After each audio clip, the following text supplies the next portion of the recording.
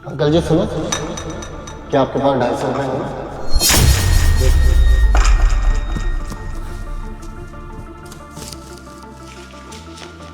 हाँ हाँ। Thank you so much. मुझे इन 250 रुपये की बहुत ज़्यादा ज़रूरत है। मैं करता हूँ कुछ दिन में वापस। ठीक है। Sir if you don't mind can I ask you something? Yes आपने पियोन अंकल से 250 रुपये क्यों लिए? क्योंकि मुझे ज़रूरत थी इसलिए। सॉरी सर, पर बुरा मत मानना, मैं आपकी अकाउंटेंट हूँ और आपके अकाउंट में करोड़ों रुपए हैं। आप इतनी बड़ी कंपनी रन करते हैं, हम सबकी सैलरी देते हैं, फिर आपको 250 रुपये की क्या ज़रूरत पड़ेगी? हाँ ये बिल्कुल सही कह रही है। देखो तुम दोनों ना अपने काम से काम रखो। मुझे ज़रूरत है पैसों की, मैंने इसलिए लिए और मैं तुम दोनों का बॉस हूँ, तो तुम मुझे ना ही सिखाओ मुझे क्या करना है और क्या नहीं। तुम दोनों ने अपना काम कंप्लीट किया, दिखाओ मुझे।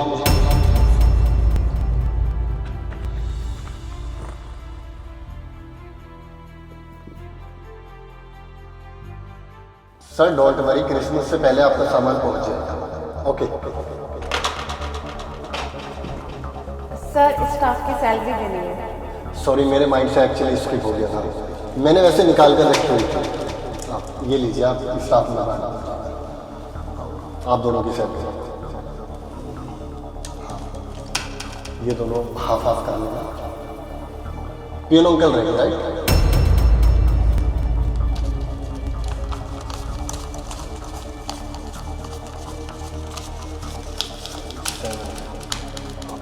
ये 7,000 है, पियोन अंकल को दे दूँगा और उनको बोलना कि 5,000 रुपये मैंने काट लिए, मैं बाद में दे दूँगा। ओके?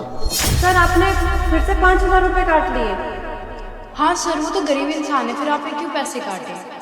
देखो मैं तुम दोनों को लास्ट वार्निंग दे रहा हूँ, अपने काम से काम रखा करो। मैंने पहले भी समझाया था ना। जाओ काम करिए अपना।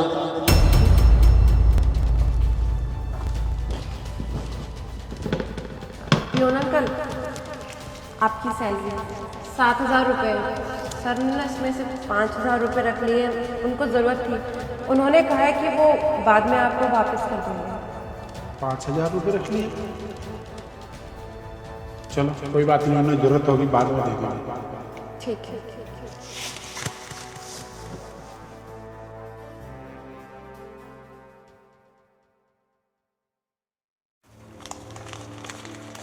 देविका सुनो, जो पियोन अंकल है ना, उनसे 4,000 रुपये उधार लेकर आ जाओ।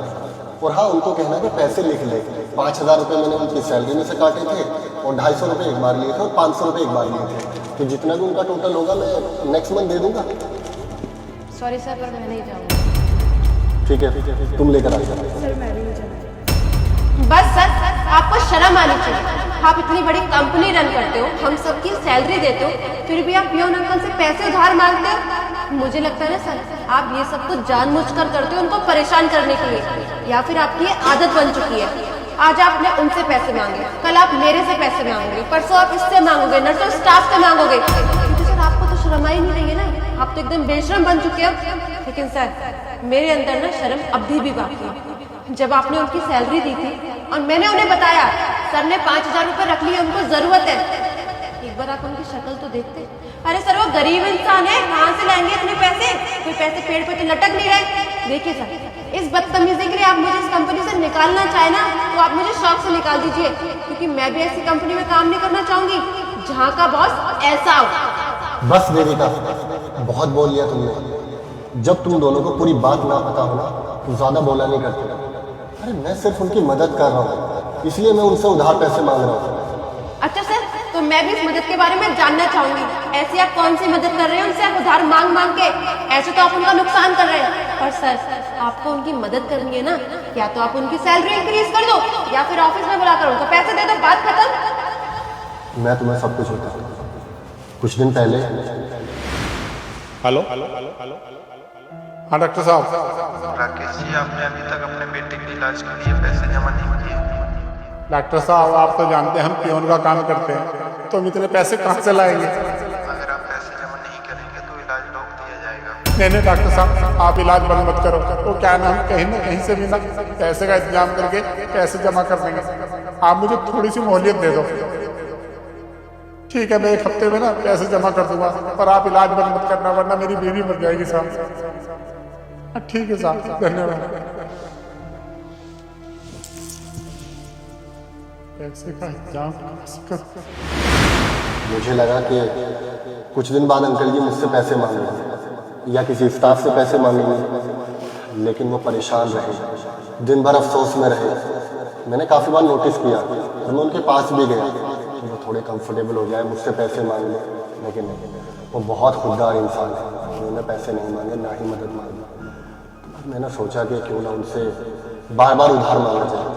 तो मैंने बस कभी उनसे 500 रुपये मांगे, कभी 250 रुपये मांगे, कभी 1000, कभी 4000, ताकि उनको ये लगे भाई जब इतना अमीर इंसान मुझसे उधार पैसे मांग लेता है तो मैं भी तो उनसे उधार पैसे मांग सकता हूँ। तो मेरे साथ कंफर्टेबल नहीं, मैं उनको कंफर्टेबल करने के लिए मैंने सब कुछ किया। और जब मैंने उनको पैसे दिए उनकी बीवी की मदद के लिए, तो उन्होंने चुपचाप पैसे रखे। अगर मैं उनकी डायरेक्ट मदद करता ना, कभी भी पैसे नहीं रखते, क्योंकि आज भी इस दुनिया में खुददार इंसान जिंदा है और एक तुम्हारे सामने हमारी कंपनी में काम करता है। तो बस यही वजह थी कि मैंने उनसे बार बार थोड़े थोड़े करके उधार पैसे मांगे, ताकि मैं उनकी मदद कर सकूं, ताकि वो हम सबके साथ कंफर्टेबल हो सके और हम सबको अपना समझ सकें। I am really sorry sir, मैं इतने टाइम से इस कंपनी में काम कर रही हूँ, मैंने कभी भी आपको छोटी सी गलती करते हुए देखा भी नहीं। पर आपने ये सब जो किया, मुझे एक बार सोचना तो चाहिए था कि ज़रूर इसके पीछे कुछ ना कुछ रीज़न होगा। Really sorry. और हाँ सर, मैं इस कंपनी को छोड़ के कहीं नहीं जाने वाली। हाँ सर, आप कितने अच्छे हो, आपकी वजह से वो फ्यून अंकल की बीवी का इलाज हो गया। अब मैं भी ये कंपनी छोड़ के कहीं नहीं जाऊँगा। थैंक यू, मेरी कंपनी ना छोड़ने के लिए बहुत बहुत धन्यवाद आपका। काम हुआ?